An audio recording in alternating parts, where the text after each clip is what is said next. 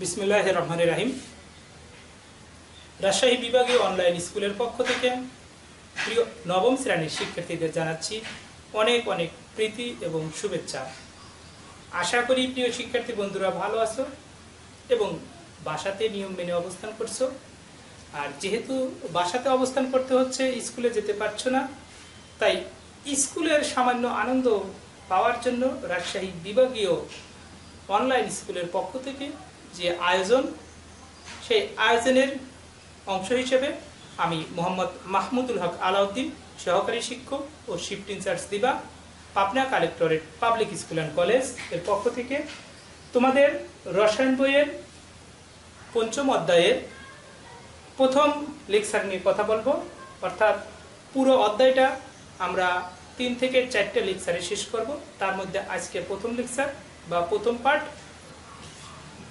আলোচনার বিষয়ের মধ্যে প্রিয় শিক্ষার্থী বন্ধুরা তোমরা দেখতে পাচ্ছ, এই বিষয় নিয়ে আজকে আলোচনা করা হবে যোজনী ইলেকট্রন, যোজনী যৌগমূলক রাসায়নিক সংকেত, আণবিক ও গাঠনিক সংকেত, অষ্টক ও দুইয়ের নিয়ম এবং নিষ্ক্রিয় গ্যাস ও তাদের নিষ্ক্রিয়তার কারণ।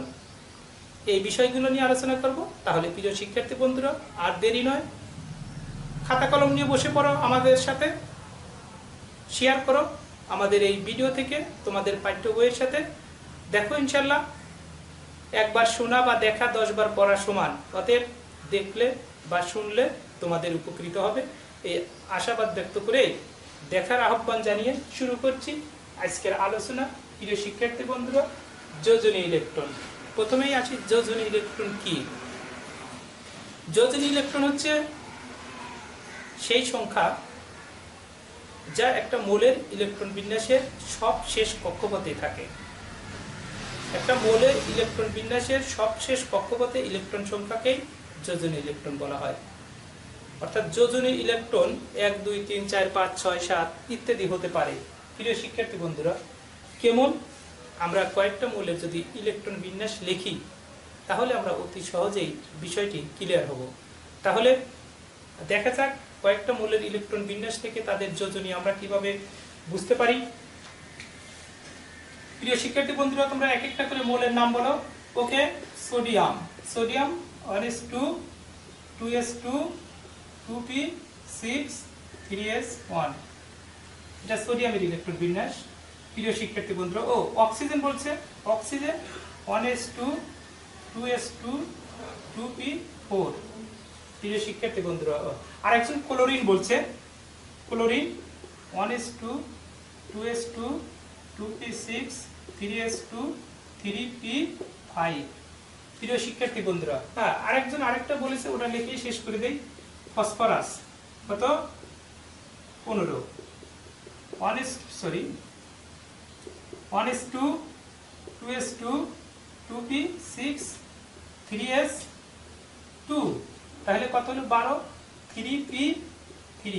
প্রিয় শিক্ষার্থী বন্ধুরা, এই যে 4টা মৌলের ইলেকট্রন বিন্যাস আমরা দেখতে পাচ্ছি বোর্ডে, এখান থেকে আমরা পরিষ্কার ধারণা লাভ করব যে আসলে যোজনী ইলেকট্রনটা কি। সংজ্ঞায় বলেছি কোনো পরমাণুর সর্বশেষ কক্ষপথে যে কয়টি ইলেকট্রন থাকে। তাহলে এইখানে সর্বশেষ কক্ষপথ হচ্ছে 3 নাম্বার, এটা 2 নাম্বার সর্বশেষ কক্ষপথ, এটার সর্বশেষ কক্ষপথ 3 নাম্বার, এটার সর্বশেষ কক্ষপথ 3 নাম্বার। প্রিয় শিক্ষার্থী বন্ধুরা, এই যে দেখো সোডিয়ামের তাহলে যোজনী ইলেকট্রন কত? 1, অক্সিজেনের যোজনী ইলেকট্রন 6, কার্বনের যোজনী ইলেকট্রন 7, ফসফরাসের যোজনী ইলেকট্রন 5।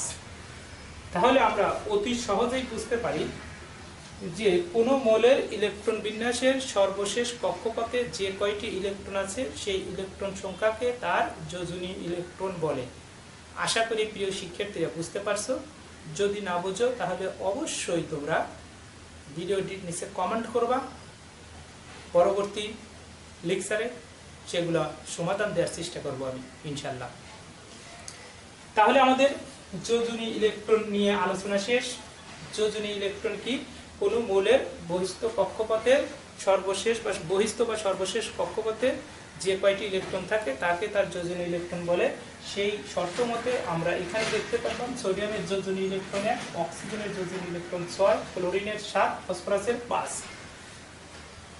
এবার চলে আসি আমি প্রিয় শিক্ষার্থী বন্ধুরা যোজনীতে। যোজনী কি? শুধু ইলেকট্রনটা কিন্তু এখানে নেই, যোজনী ইলেকট্রন আর শুধু যোজনী। যোজনী হচ্ছে অণু গঠনকালে একটি পরমাণু আরেকটি পরমাণুর সাথে যুক্ত থাকার সামর্থ্য বা ক্ষমতা। যখন দুটি পরমাণু, সেটি একই মৌলের হোক বা একাধিক মৌলের দুটি পরমাণু হোক, যখন একে অপরের সাথে যৌগ গঠন করে, সেই যৌগ গঠন করার জন্য তাদের একটা সামর্থ্য বা শক্তির প্রয়োজন হয়। এই সামর্থ্য বা ক্ষমতাকেই বলা হয় যোজনী। অর্থাৎ একটি অণুর সাথে আরেকটি অণুর যুক্ত থাকার সামর্থ্য বা ক্ষমতাই হচ্ছে যোজনী। এটা গেল এক। মনে করো 1 নম্বর গেল যে কোনো একটি মৌল আরেকটা মৌলের সাথে যুক্ত থাকার সামর্থ্য বা ক্ষমতা, তাকেই আমরা বলি কি? যোজনী। শুধু এটাই না, দেখো এভাবে সংজ্ঞা বলা যায় যোজনী কি? যোজনী হচ্ছে যে একটি মৌল যতটি হাইড্রোজেন বা হাইড্রোজেনের সমতুল একযোজী, মানে ক্লোরিন ফ্লোরিন, একটি মৌল যতটি হাইড্রোজেনকে ধরে রাখতে পারে, একটি মৌল যতটি হাইড্রোজেনকে ধরে রাখতে পারে সেই সংখ্যাই হচ্ছে তার যোজনী। যেমন উদাহরণ কয়েকটা দিলে বুঝতে পারলাম। NH3 CH4, তারপরে তোমার মনে করো যে এইখানে আমরা দেখছি একটা নাইট্রোজেন কয়টা হাইড্রোজেনকে ধরে রাখছে? 3টা। এইখানে একটা কার্বন কয়টা হাইড্রোজেনকে ধরে রাখছে? 3টা। আমি যদি হাইড্রোজেন ক্লোরাইড লিখতাম তাহলে এখানে ক্লোরিন কয়টা হাইড্রোজেনকে ধরে রাখছে? একটা। তাহলে এখানে নাইট্রোজেনের যোজনী কত? 3। এখানে কার্বনের যোজনী কত? 4। এখানে ফ্লোরিনের যোজনী কত? 1।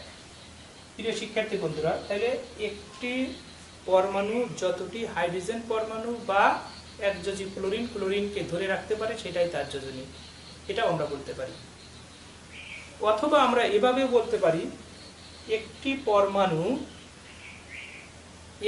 পরমাণু যতটি অক্সিজেন পরমাণুর সাথে যুক্ত থাকে সেই অক্সিজেন পরমাণুর সংখ্যাকে 2 দ্বারা গুণ করলে যে গুণফল পাওয়া যায় সেই গুণফলটা ওই মৌলের যোজনী। এটা আমরা 3 নম্বর পয়েন্ট হিসেবে আলোচনা করতে পারি। যেমন ম্যাগনেসিয়াম অক্সিজেনের সাথে যুক্ত আছে, ক্যালসিয়াম অক্সিজেনের সাথে যুক্ত আছে। প্রিয় শিক্ষার্থী বন্ধুরা দেখো, এইখানে ম্যাগনেসিয়াম একটা অক্সিজেন পরমাণুর সাথে যুক্ত আছে, এখানে তো হাইড্রোজেন পরমাণু আসেনি। তাহলে এই ম্যাগনেসিয়াম একটা অক্সিজেন পরমাণুর সাথে যুক্ত আছে, তাহলে এই ম্যাগনেসিয়ামকে 2, অক্সিজেন পরমাণু একটা আছে, একে 2 দ্বারা গুণ করো, তাহলে এই অক্সিজেন পরমাণু মানে ম্যাগনেসিয়াম পরমাণুর যোজনী হবে 2। অনুরূপভাবে এই ক্যালসিয়াম একটা অক্সিজেন পরমাণুর সাথে যুক্ত আছে, এই এককে যদি আমরা 2 দিয়ে গুণ করি তাহলে 2 হবে, তার মানে ক্যালসিয়ামের যোজনী 2। এই যে 1, 2, 3 ভাবে যোজনীর সংখ্যা গেল। এছাড়া আমি আরো বলতে পারি অনুগঠনকালে দুটি পরমাণু যত সংখ্যক ইলেকট্রন দান বা গ্রহণ করে নিষ্ক্রিয় হতে পারে সেই সংখ্যাকেও তার যোজনী বলে। অনুগঠনকালে কোনো পরমাণু যত সংখ্যক ইলেকট্রন দান অথবা গ্রহণ করে নিষ্ক্রিয় হয় তাকে তার যোজনী বলে। যেমন আমরা এখানে যদি সোডিয়াম ক্লোরাইডের কথা ধরি, সোডিয়াম ক্লোরাইড অথবা ক্যালসিয়াম ক্লোরাইড, পটাশিয়াম ক্লোরাইড বা ফ্লোরাইড যাই বলি, দেখো এখানে সোডিয়াম ক্লোরিনের সাথে যখন যৌগ গঠন করেছে, সোডিয়াম একটা ইলেকট্রন দান করেছে আর ক্লোরিন একটা ইলেকট্রন গ্রহণ করেছে। এই দান এবং গ্রহণের ফলে সোডিয়াম এবং ক্লোরিন উভয়ই অষ্টক পূরণ করেছে, অর্থাৎ নিষ্ক্রিয় গ্যাসের ইলেকট্রন বিন্যাস অর্জন করেছে। তাই এখানে সোডিয়ামের যোজনী 1, ক্লোরিনের যোজনী 1। অনুরূপভাবে দেখো এইখানে ক্যালসিয়াম যখন ক্লোরিনের সাথে যৌগ গঠন করছে, ক্যালসিয়াম 20 নম্বর মৌল ও 2টি ইলেকট্রন দান করছে, আর ক্লোরিন 17 নম্বর মৌল 2টা ক্লোরিন ও ত্যাগ করা 2টা ইলেকট্রন গ্রহণ করে নিষ্ক্রিয় হয়েছে। তাহলে এখানে ক্যালসিয়ামের যোজনী 2 কিন্তু ক্লোরিনের যোজনী 1। প্রিয় শিক্ষার্থী বন্ধুরা, আশা করি এই আলোচনা শেষে, এতটুকু আলোচনা শেষে তোমরা যোজনী এবং যোজনী ইলেকট্রন এবং যোজনী সম্পর্কে পরিষ্কার ধারণা পেয়েছো। এরপরে তোমরা বইয়ের সাথে আরেকটু মিলে নিবা ইনশাআল্লাহ। এই যোজনী এবং যোজনী ইলেকট্রন সম্পর্কে আশা করি যে কোনো প্রশ্নের উত্তর তোমরা দিতে পারবা। এবার আসি আমি যৌগমূলকে। যৌগমূলক কি?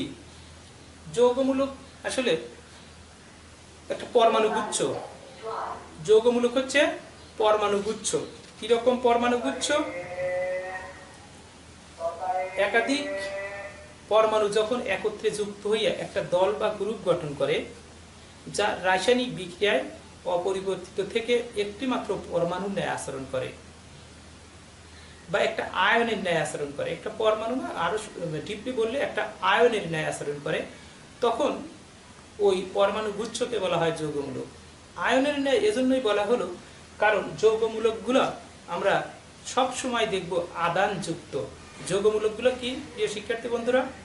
হ্যাঁ, আদানযুক্ত। যৌগমূলকগুলো সবসময় আদানযুক্ত, হয় ধনাত্মক আদান না হয় ঋণাত্মক আদান, যে কোনো একটি আদানযুক্ত যৌগমূলকগুলো। যেমন ওই আদান সংখ্যাই হচ্ছে তাদের যোজনী। প্রিয় শিক্ষার্থী বন্ধুরা, আমি যদি সংক্ষেপে তোমাদের মনে রাখার একটা কৌশল বলে দেই তাহলে দেখো কেমন হয়। দেখো নিশ্চয় ভালো হয়। Ammonium, hydroxyl, hydrogen carbonate,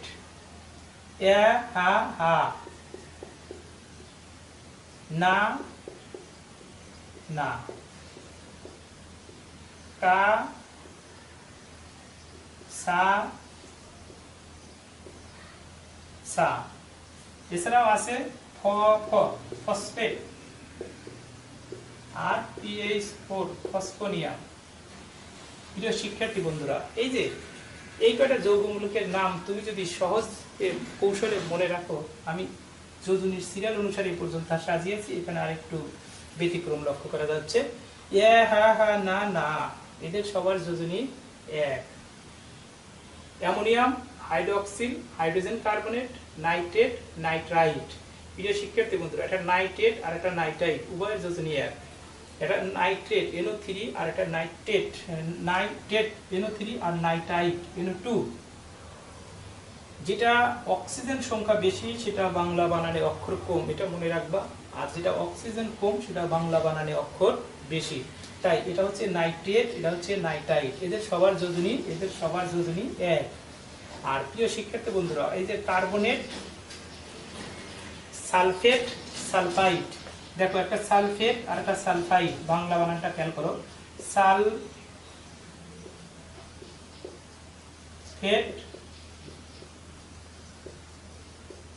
sulphide, sulphate আর সালফাইড। তাহলে সালফেটে দেখো 4টে অক্সিজেন, বাংলা বানান কম, আর এখানে 3টে অক্সিজেন, বাংলা বানান বেশি। তাহলে এদের সবার যোজনী, যে শিক্ষার্থী, এদের সবার যোজনী 2। আর এই ফসফেটের যোজনী 3 আর এই ফসফোনিয়ামের যোজনী 1। কিন্তু এরা দেখো প্রিয় শিক্ষার্থী বন্ধুরা সবাই কিন্তু আদানগ্রস্ত। তাই আমরা সবসময় মনে রাখবো যৌগমূলক সবসময় আদানগ্রস্ত, আর সেই আদানের সংখ্যাই তাদের যোজনী। আর যৌগমূলকগুলো সবসময় একটি আয়নের ন্যায় আচরণ করে রাসায়নিক বিক্রিয়ায়। ওরা রাসায়নিক বিক্রিয়ায় সাধারণত ভেঙে যায় না। প্রিয় শিক্ষার্থীরা, নিশ্চয় তোমাদের একটা উদাহরণ জানার খুব ইচ্ছা যে তাহলে ভেঙে যায় না কিরকম হয়। দেখো প্রিয় শিক্ষার্থী বন্ধুরা, মনে করো জিঙ্ক কপার সালফেটের সাথে বিক্রিয়া করছে, খুব কমন একটা বিক্রিয়া, উৎপন্ন হবে জিঙ্ক সালফেট যোগ কপার। এই যে দেখো এখানেও সালফেট মূলক যা আছে এখানেও তাই আছে। তাহলে এরা একটা পরমাণুর ন্যায় বা আয়নের ন্যায় আচরণ করে। তাহলে এটাকে আমরা বলি যৌগমূলক বা রেডিকেল। আমি সহজ ভাবে উপস্থাপন করার চেষ্টা করলাম, আশা করি বুঝতে পারছো। এবার আমরা আলোচনায় আসব রাসায়নিক সংকেত। রাসায়নিক সংকেতটা কি? একটা অণুতে যে সকল পরমাণু থাকে, এবং কোন মৌলের কয়টি পরমাণু আছে, তাদের প্রতীক বা সংকেতের মাধ্যমে সংক্ষিপ্ত আকারে যে প্রকাশ করা হয় তাকে আমরা বলি ওই অণুর রাসায়নিক সংকেত। রাসায়নিক সংকেতটা মৌলিক পদার্থেরও হতে পারে, যৌগিক পদার্থেরও হতে পারে। প্রিয় শিক্ষার্থী বন্ধুরা, রাসায়নিক সংকেত কিরকম দেখো, আমরা বলি হাইড্রোজেনের প্রতীক হচ্ছে H, কিন্তু হাইড্রোজেনের সংকেত H2, নাইট্রোজেনের প্রতীক A, কিন্তু তার সংকেত N2, অক্সিজেনের প্রতীক O, কিন্তু তার সংকেত O2, ফ্লোরিনের সংকেত F, কিন্তু তার সংকেত F2। প্রিয় শিক্ষার্থী বন্ধুরা, ওজনের প্রতীক আমরা O, কিন্তু তার সংকেত O3, ওজন ওর সংকেত O3, প্রতীক মানে তিনটে অক্সিজেন পরমাণু পরস্পরের সাথে যুক্ত হয়ে অক্সিজেন অণু গঠন করে। তাইলে এই যে প্রিয় শিক্ষার্থী বন্ধুরা, এখানে এগুলো হচ্ছে সব রাসায়নিক সংকেত, এটা মৌলিক পদার্থের সংকেত গেল। এবার দেখি আমরা যৌগিক পদার্থের সংকেত কিরকম হতে পারে। যৌগিক পদার্থের সংকেত দেখো, H2 পানি, H2SO4 সালফিউরিক অ্যাসিড, মনে করো HNO3 nitric acid, HClO4 পারফ্লোরিক acid, তারপরে C6H12O6 মনে করো গ্লুকোজ। এই যে সংকেত, এগুলো হচ্ছে রাসায়নিক সংকেত। এই সংকেত কি, যে একটা অণুতে কি কি পরমাণু আছে এবং কোন মৌলে কয়টি পরমাণু আছে তা দেখিয়ে যখন আমরা কোনো সংকেত লিখবো সেটাকে আমরা বলবো রাসায়নিক সংকেত বা আণবিক সংকেত। একই কথা, এখানে দেখো রাসায়নিক সংকেত এবং আণবিক সংকেত দুইটা কথা আছে। যা রাসায়নিক সংকেত তাহাই আণবিক সংকেত। প্রিয় শিক্ষার্থী বন্ধুরা, একই সংজ্ঞা লিখে দিলেও ইনশাল্লাহ নাম্বার পেয়ে যাবা। তাহলে রাসায়নিক সংকেত কি, যে একটা যৌগের অণুতে যে সকল পরমাণু থাকবে সেই পরমাণুগুলোর প্রতীক ও সংকেতের মাধ্যমে সংক্ষিপ্ত আকারে প্রকাশ, অর্থাৎ অণুর সংক্ষিপ্ত রূপটাই আমরা বলি সংকেত। অণুর সংক্ষিপ্ত রূপ আর পরমাণুর সংক্ষিপ্ত রূপ প্রতীক। প্রতীক হয় শুধু মৌলিক পদার্থের, কিন্তু সংকেত মৌলিক এবং যৌগিক উভয় পদার্থের হয়ে থাকে। আশা করি প্রিয় শিক্ষার্থী বন্ধুরা, রাসায়নিক সংকেত এবং আণবিক সংকেত কি এই বিষয়টা তোমরা ক্লিয়ার। এবার আমরা আসবো আরেকটি নতুন বিষয়ে, যেটা থেকে অনেক সময় প্রশ্ন এমসিকিউতে হয়ে থাকে, অণুর আকৃতি, গাঠনিক সংকেত ও অণুর আকৃতি। গাঠনিক সংকেতটা কি আসলে প্রিয় শিক্ষার্থী বন্ধুরা? আমরা জানি যে একটা যৌগের অণুতে যে সকল পরমাণু থাকে এবং কোন মৌলের কয়টি পরমাণু আছে তার সংক্ষিপ্ত রূপকে আমরা বলি আণবিক সংকেত বা রাসায়নিক সংকেত। কিন্তু ওই সংকেত থেকে আমরা যদি তাকে পুনর্বিন্যাস না করি তাহলে আমরা বুঝতে পারি না যে কোন পরমাণু কার সাথে কিভাবে কত যোজনী ব্যবহার করে একে অপরের সাথে যুক্ত আছে, অর্থাৎ কোন পরমাণুর যোজনী 1 কোন পরমাণুর যোজনী 2 ব্যবহৃত হয়েছে সেটা কিন্তু আমরা ভেঙে না দেখলে, না বের করলে আমরা বুঝতে পারি না। যেমন আমরা যদি বলি যে H2SO4, এইখান থেকে আমি সালফারের যোজনী আছে 2, 4, 6, আমরা কি অতি সহজে সালফারের যোজনী 6 বের করতে পারবো বা 2 বা 4 বলে দিতে পারবো না।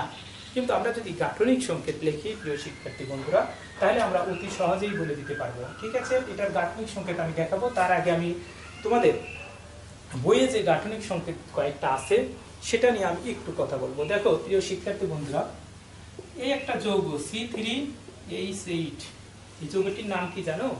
এটি একটি জৈব যৌগ, 11 অধ্যায় গেলে পাবা। একটা কার্বন থাকলে হয় মিথেন, দুইটা থাকলে ইথেন, তিনটা থাকলে প্রোপেন। তাহলে মিথেন, ইথেন, প্রোপেন, এই যৌগটার নাম হচ্ছে প্রোপেন। এই প্রোপেনকে আমরা কিভাবে লিখবো, যে কার্বনের যোজনী 4 আর হাইড্রোজেনের যোজনী 1 কিভাবে দেখাবো? প্রিয় শিক্ষার্থী বন্ধুরা একটু খেয়াল করো। এই যে কার্বন, 3টা কার্বন লিখে দিলাম আর এখানে একটা করে হাইড্রোজেন লাগিয়ে দিলাম। তাহলে এইটা হচ্ছে তার আণবিক সংকেত আর এটা হচ্ছে তার গাঠনিক সংকেত, মানে কে কার সাথে কিভাবে যুক্ত আছে আমরা ক্লিয়ার। এবার আমরা প্রিয় শিক্ষার্থী বন্ধুরা দেখি পানি, আমাদের বহুল পরিচিত একটা যৌগ পানি। এটা যদি আমি গাঠনিক সংকেত লক্ষ্য করি আমরা দেখি এভাবে আছে পানি। যদি NH3 লক্ষ্য করি তাহলে দেখবো আমরা নাইট্রোজেন, এর সাথে 3টা হাইড্রোজেন এভাবে আছে। আমরা যদি CH4 এর গাঠনিক সংকেত লক্ষ্য করি দেখবো এভাবে আছে।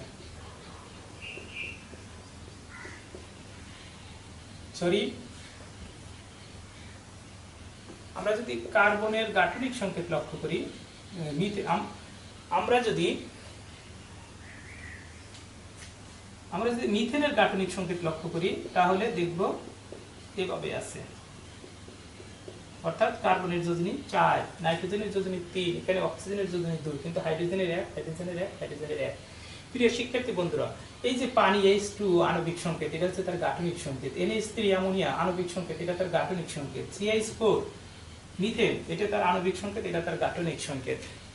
আশা করি প্রিয় শিক্ষার্থী বন্ধুরা গাঠনিক সংকেত সম্পর্কে ধারণা পেয়েছো। এবার এই অণুগুলোর আকৃতি নিয়ে প্রশ্ন আসে এমসিকিউতে অনেক সময়। এই মিথেনের আকৃতিটা দেখো চারদিকে আছে চতুস্তরকীয়, এটাকে আমরা বলি চতুস্তরকীয়। আর এই আকৃতিটাকে আমরা বলি পিরামিডীয়, আর এই আকৃতিটাকে বলি আমরা কৌণিক। প্রিয় শিক্ষার্থী বন্ধুরা, আমরা যদি কার্বন ডাই অক্সাইডের সংকেতটা খেয়াল করি তাহলে কি দেখবো? দেখো এর আকৃতিটা কিন্তু আবার সরল রৈখিক। প্রিয় শিক্ষার্থী বন্ধুরা, এর আকৃতিটা সরল রৈখিক। আশা করি গাঠনিক সংকেত সম্পর্কে তোমরা ক্লিয়ার। আণবিক সংকেত, গাঠনিক সংকেত। এবার আমি আসবো অষ্টক এবং দুইয়ের নিয়ম। তাহলে প্রিয় শিক্ষার্থী বন্ধুরা, এবার আমরা শুরু করব অষ্টক এবং দুইয়ের নিয়ম। অষ্টক এবং দুইয়ের নিয়মটা কি? অষ্টক নিয়ম হচ্ছে সেটাই যে যখন কোনো পরমাণু আরেকটি পরমাণুর সাথে ইলেকট্রন গ্রহণ, বর্জন বা শেয়ার করে, অর্থাৎ আদান প্রদান বা শেয়ার করে যৌগ গঠন করবে, তখন তার বহিস্থ কক্ষপথে 8টি ইলেকট্রন লাভ করবে। তখন তার বহিস্থ কক্ষপথে 8টি ইলেকট্রন থাকবে। এটাই হচ্ছে তার অষ্টক নিয়ম। সংক্ষেপে বলা যায়, বহিস্থ কক্ষপথের ইলেকট্রন আদান প্রদান বা শেয়ারের মাধ্যমে নিষ্ক্রিয় গ্যাসের ইলেকট্রন বিন্যাস অর্জনের যে প্রবণতা, বা যৌগ গঠনের সময় বহিস্থ কক্ষপথে 8টি ইলেকট্রন লাভ করে নিষ্ক্রিয় গ্যাসের ইলেকট্রন বিন্যাস লাভের যে প্রবণতা, এটাই হচ্ছে 8এর নিয়ম বা অষ্টক নিয়ম। কিরকম প্রিয় শিক্ষার্থী বন্ধুরা, দেখো আমরা যদি সোডিয়াম ক্লোরাইডের একটা যৌগ বন্ধন গঠন দেখি, আমরা যখন রাসায়নিক বন্ধনের গঠন ব্যাখ্যা করব তখন এর মধ্যে দেখব যে আয়নিক বন্ধন বিদ্যমান। কি করছে? সোডিয়াম তার বহিস্থ কক্ষপথের একটা ইলেকট্রন, সোডিয়ামের ইলেকট্রন বিন্যাস এরকম আমাদের 2, 8, 1, আর ক্লোরিনের ইলেকট্রন বিন্যাস 2, 8, 7। প্রিয় শিক্ষার্থী বন্ধুরা, এইখানে কিন্তু কোনো একটা পরমাণুর বহিস্থ কক্ষপথে 8টা ইলেকট্রন নেই, এর একটা আছে, এর 7টা আছে। এই একটা সে অতি সহজেই দান করবে, কারণ পর্যায় সারণীর বাম দিকে অবস্থিত, আর বাম দিকের মৌলগুলো তার বহিস্থ কক্ষপথের ইলেকট্রনগুলোর প্রতি আকর্ষণ কম থাকে, অতি সহজেই দান করে দেয়। আর এটার বহিস্থ কক্ষপথে 7টা আছে, এই 7টা ইলেকট্রন সে আর দান করবে না। সে চাবে কিভাবে একটা ইলেকট্রন কারো কাছ থেকে সে সংগ্রহ করতে পারে। সে এই সোডিয়ামের ত্যাগকৃত ইলেকট্রনটা নিয়ে এখানে 8টা হয়ে যাবে, আর এখানে সে এটাও অষ্টক হয়ে যাবে, এটাও অষ্টক হয়ে যাবে। তাহলে এর বহিস্থ কক্ষপথেও এ একটা ইলেকট্রন দান করলো, ক্লোরিন সেই একটা ইলেকট্রন গ্রহণ করলো। গ্রহণ করার কারণে এরা নিষ্ক্রিয় গ্যাসের ইলেকট্রন বিন্যাস লাভ করলো। এরকম যৌগ গঠনের সময় বহিস্থ কক্ষপথের এক বা একাধিক ইলেকট্রন দান, গ্রহণ বা শেয়ারের মাধ্যমে অষ্টক পূরণ করে যখন গঠিত হয় তাকে আমরা বলবো 8এর নিয়ম। অর্থাৎ সর্বশেষ শক্তি স্তরে 8টি ইলেকট্রন ধারণ করে নিষ্ক্রিয় গ্যাসের ইলেকট্রন বিন্যাস লাভের মাধ্যমে যৌগ গঠনের যে প্রবণতা, বহিস্থ কক্ষপথের ইলেকট্রন আদান প্রদানের মাধ্যমে 8টা ইলেকট্রন অর্জন করে নিষ্ক্রিয় গ্যাসের ইলেকট্রন বিন্যাস লাভ করে যৌগ গঠনের যে প্রবণতা, তাকে আমরা বলি 8এর নিয়ম। 2এর নিয়মটা কি প্রিয় শিক্ষার্থী বন্ধুরা? এই 8এর নিয়মের কিছু সীমাবদ্ধতা রয়েছে, অর্থাৎ 8এর নিয়মটা সব জায়গায় প্রযোজ্য না। 1 থেকে 20 পর্যন্ত মৌলিক পদার্থগুলোর ক্ষেত্রে বেশি প্রযোজ্য, এরপরে সাধারণত এর ব্যতিক্রম লক্ষ্য করা যায়। তাই বিজ্ঞানীরা নতুন একটা নিয়ম কি করেছে? উপস্থাপন করেছেন, যাকে আমরা বলি 2এর নিয়ম। 2এর নিয়মটা অষ্টক নিয়ম থেকে অধিকতর উপযোগী এবং আধুনিক। কিরকম? নিষ্ক্রিয় গ্যাসের সর্বশেষ শক্তি স্তরে যেমন 2টি বা 8টি ইলেকট্রন থাকে, নিষ্ক্রিয় গ্যাসের সর্বশেষ শক্তি স্তরে 2টি বা 8টি ইলেকট্রন থাকে, এটা আমরা জানি। তেমনি অণু গঠনকালে কোনো পরমাণুর সর্বশেষ শক্তি স্তরে এক বা একাধিক জোড়া ইলেকট্রন থাকবে, বিদ্যমান থাকবে। এটাই হচ্ছে 2এর নিয়ম। অর্থাৎ অণু গঠনকালে কোনো পরমাণুর সর্বশেষ শক্তি স্তরে এক বা একাধিক জোড়া ইলেকট্রন থাকবে, সবসময় অষ্টক নিয়ম পূরণ করবে না। যদি অষ্টক নিয়ম পূরণ না করে তাহলে কার নিয়ম পূরণ করবে? সেক্ষেত্রে উভয় পরমাণু যখন একটা করে ইলেকট্রন আদান প্রদান বা শেয়ার করবে, অষ্টক পূরণ না হোক, দুইজনের একটা একটা করে যখন আসবে তখন তো একটা জোড়া তো হবে। সেটাই হচ্ছে 2এর নিয়ম। অর্থাৎ অষ্টক পূরণ না হলে বহিস্থ কক্ষপথে কিন্তু জোড়া ইলেকট্রন ঠিকই হবে, কারণ দুইটা পরমাণু একটা একটা ইলেকট্রন দিলে ঠিক দুইটা পরমাণু দুইটা ইলেকট্রন হয়ে যাবে। এটাকেই আমরা বলি দুইয়ের নিয়ম। কিরকম দেখো প্রিয় শিক্ষার্থী বন্ধুরা, মনে করো BeCl2 BF3 CH4, এই যে তিনটে যৌগ আমি লিখলাম। প্রিয় শিক্ষার্থী বন্ধুরা, এই বেরিলিয়ামের ইলেকট্রন সংখ্যা আছে 4টি। বেরিলিয়ামের ইলেকট্রন সংখ্যা আছে 4টি। এর যদি ইলেকট্রন ডায়াগ্রাম আমরা দেখি, মনে করো বেরিলিয়াম, এইটা মনে করো তার 1 নম্বর কক্ষপথ, আর এইটা মনে করো তার 2 নম্বর কক্ষপথ। তাহলে 2 নম্বর কক্ষপথে দুইটা ইলেকট্রন আছে, তার সাথে আসছে দুইটা ক্লোরিন। দুইটা ক্লোরিন যখন মনে করো এখানে একটা ক্লোরিনের ইলেকট্রন আসলো আর এইখানে একটা ক্লোরিনের ইলেকট্রন আসলো, তাহলে দেখো বহিস্থ কক্ষপথে 2 জোড়া ইলেকট্রন হয়ে গেল। কিন্তু ওর কিন্তু বহিস্থ কক্ষপথে সেই 8টা ইলেকট্রন পূর্ণ হলো না, এই যে 2 জোড়া ইলেকট্রন হলো। এই যে 2 জোড়া ইলেকট্রন হলো, এটাই হচ্ছে 2 এর নিয়ম। আমরা যদি BF3 দেখি, এই বোরনের ইলেকট্রন আছে 5টা। এটা মনে করো 1 নম্বর কক্ষপথ, এটা আমাদের 2 নম্বর কক্ষপথ। মনে করো এখানে একটা ইলেকট্রন দিলাম, এখানে একটা ইলেকট্রন দিলাম, এখানে একটা ইলেকট্রন দিলাম। এই 3টে ইলেকট্রন তার বহিস্থ কক্ষপথে ছিল, আর ক্লোরিনের নিষ্ক্রিয় গ্যাসের ইলেকট্রন বিন্যাস অর্জন করার জন্য 3টা ক্লোরিন 3টা ইলেকট্রন শেয়ার করবে। 3টা ইলেকট্রন যখন শেয়ার করবে, এই ইলেকট্রনটা আমাদের কার কাছ থেকে আসলো? ক্লোরিন থেকে আসলো। মনে করো এটাও ক্লোরিন থেকে আসলো, এটাও ক্লোরিন থেকে আসলো। তাহলে বহিস্থ কক্ষপথে এবার ইলেকট্রন দাঁড়ালো কয়টি? 6টি। ইলেকট্রন কিন্তু 8টি হয়নি, কিন্তু যৌগ কিন্তু ঠিকই গঠিত হয়েছে প্রিয় শিক্ষার্থী বন্ধুরা। তাহলে এই যে 3 জোড়া ইলেকট্রন অর্জন করলো বহিস্থ কক্ষপথে, এটাকেই 2 এর নিয়ম বলবো। অনুরূপভাবে এটার যদি আমরা কার্বন, কার্বনের মনে করো এটা আমার 1 নম্বর কক্ষপথ, কার্বনের ইলেকট্রন সংখ্যা আছে 6টি, তাহলে 2টা গেছে আর এইখানে 4টি আছে। এই 4টির সাথে 4টে হাইড্রোজেন আসছে, 4টে হাইড্রোজেন আসছে, তারপরে 4 জোড়া ইলেকট্রন হয়ে গেছে। মানে জোড়ায় জোড়ায় থাকবে, অষ্টক পূরণ হয়েছে, ইলেকট্রন জোড়া আকারেও আছে। তাহলে অষ্টক না বলে আমরা যদি 2 এর নিয়মটা বলি, তাহলে এটাতে মানে 2 এর নিয়ম এটাও প্রযোজ্য হচ্ছে, এটাও প্রযোজ্য হচ্ছে। তাই বলা হয় অষ্টক নিয়ম অপেক্ষা 2 এর নিয়মটা অধিকতর শ্রেয়, আধুনিক। প্রিয় শিক্ষার্থী বন্ধুরা, আশা করি অষ্টক নিয়ম এবং 2 এর নিয়ম সম্পর্কে তোমাদের ধারণাটাই ক্লিয়ার। এবার সর্বশেষ আরেকটি বিষয় নিয়ে আলোচনা করব, সেটা হচ্ছে প্রিয় শিক্ষার্থী বন্ধুরা নিষ্ক্রিয় গ্যাস। নিষ্ক্রিয় গ্যাস কি? নিষ্ক্রিয় গ্যাস হচ্ছে প্রিয় শিক্ষার্থী বন্ধুরা, আমরা যদি নিষ্ক্রিয় গ্যাস সম্পর্কে বলি, অতি সহজ, যে পর্যায় সারণীর সর্বশেষ গ্রুপ অর্থাৎ 18 নম্বর গ্রুপে যে মৌলগুলো রয়েছে, হিলিয়াম, নিয়ন, আর্গন, ক্রিপ্টন, জেনন ইত্যাদি, এই মৌলগুলোকে সাধারণত নিষ্ক্রিয় মৌল এবং এদেরকে এই গ্যাসগুলোকে নিষ্ক্রিয় গ্যাস বলা হয়। আর কেন এদেরকে নিষ্ক্রিয় বলবো? নিষ্ক্রিয় শব্দটার অর্থ হচ্ছে এরকম যে ইনঅ্যাক্টিভ, কোনো কিছুতে সে কাজ করছে না।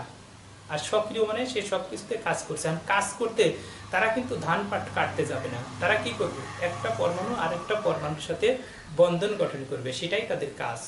এই যে এটাই তাদের সক্রিয়তা। কিন্তু যখন একটা পরমাণু আরেকটা পরমাণুর সাথে বন্ধন গঠন করে না, তখন তাদেরকে বলা হয় নিষ্ক্রিয়তা। তাহলে কারা সক্রিয় আর কারা নিষ্ক্রিয়? প্রিয় শিক্ষার্থী বন্ধুরা, আমরা জানি প্রত্যেকটা মৌলই তাদের বহিস্থ কক্ষপথে 8টি করে ইলেকট্রন অর্জন করতে চায়, মানে অষ্টক পূরণ করতে চায়। অষ্টক পূরণ থাকলে যে নিষ্ক্রিয় গ্যাস, এদেরকে বলা হয় অভিজাত মৌল, ভদ্র মৌল। ওরা কারোর সাথে ঝগড়া বিবাদ করে না, অর্থাৎ রাসায়নিক বিক্রিয়ায় অংশগ্রহণ করে না, ভদ্র ফ্যামিলি। প্রত্যেকটা মৌলই চায় এরকম ভদ্র ফ্যামিলির সদস্য হতে। তাই কিভাবে ইলেকট্রন দান বা গ্রহণ করে নিষ্ক্রিয় হওয়া যায়, সবার টার্গেট থাকে সেটা। কিন্তু হিলিয়াম, নিয়ন, আর্গন, ক্রিপ্টন এদের ইলেকট্রন বিন্যাস লক্ষ্য করলে দেখা যায় একমাত্র হিলিয়াম ছাড়া সবগুলো মৌলের বহিস্থ কক্ষপথে অলরেডি 8টি করে ইলেকট্রন রয়ে গেছে। যেহেতু তাদের বহিস্থ কক্ষপথে 8টি করে ইলেকট্রন রয়েই গেছে, তাই তারা সাধারণত অন্য কোনো মৌলের সাথে বন্ধন গঠন করতে আগ্রহ প্রকাশ করে না বা রাসায়নিক বন্ধন গঠনে আগ্রহী নয়। তাই তাদেরকে আমরা বলবো নিষ্ক্রিয় গ্যাস। আর তাদের নিষ্ক্রিয়তার প্রধান কারণ হচ্ছে তাদের ইলেকট্রন বিন্যাস। তাদের ইলেকট্রন বিন্যাসই তাদের স্থিতিশীল অবস্থা দান করেছে। প্রিয় শিক্ষার্থী বন্ধুরা, এতক্ষণ পর্যন্ত আমার সাথে থাকার জন্য তোমাদের অসংখ্য ধন্যবাদ। আর এই যে 7টা টপিকস নিয়ে কথা বললাম, আশা করি এই টপিকসগুলো তোমরা ভিডিওটি দেখবা, শুনবা বারবার, আর বইয়ের সাথে একটু মিলাবা, তাহলে তোমাদের ধারণাটা একদম ক্লিয়ার হয়ে যাবে। প্রিয় শিক্ষার্থী বন্ধুরা, রসায়ন বিজ্ঞান খুবই সহজ একটা সাবজেক্ট, যদি একটু সময় দাও। আশা করি আমরা পরবর্তী ভিডিওতে এই অধ্যায়ের নিষ্ক্রিয় গ্যাসের পরে যে টপিকসগুলো রয়েছে, রাসায়নিক বন্ধন গঠনের কারণ, রাসায়নিক বন্ধনের প্রকারভেদ, এটি নিয়ে আমরা দ্বিতীয় লেকচারে তোমাদের সামনে উপস্থিত হব। তার আগ পর্যন্ত তোমরা ভালো থেকো, সুস্থ থাকো। আবারও রাজশাহী বিভাগীয় অনলাইন স্কুলের পক্ষ থেকে তোমাদের অনেক অনেক শুভকামনা থাকলো তোমাদের জন্য। একই সাথে যে সকল ব্যক্তিরা এই রাজশাহী বিভাগীয় অনলাইন স্কুলের জন্য কাজ করে যাচ্ছে, আমাদের দিক নির্দেশনা দিয়ে এই ক্লাসগুলোকে নেওয়ার জন্য উৎসাহিত করছে, তোমাদের সামান্যতম উপকার হলেও হতে পারে এই আশা ব্যক্ত করে তাদের প্রতিও থাকলো অনেক অনেক কৃতজ্ঞতা। সবাই ভালো থেকো, সুস্থ থেকো। এই দুর্যোগকালীন সময়ে অনলাইন স্কুলের সাথে থেকো। বিদায় নিচ্ছি আমি, Mahmudul Haque Alauddin, Pabna collectorate public school and college. Allah হাফেজ।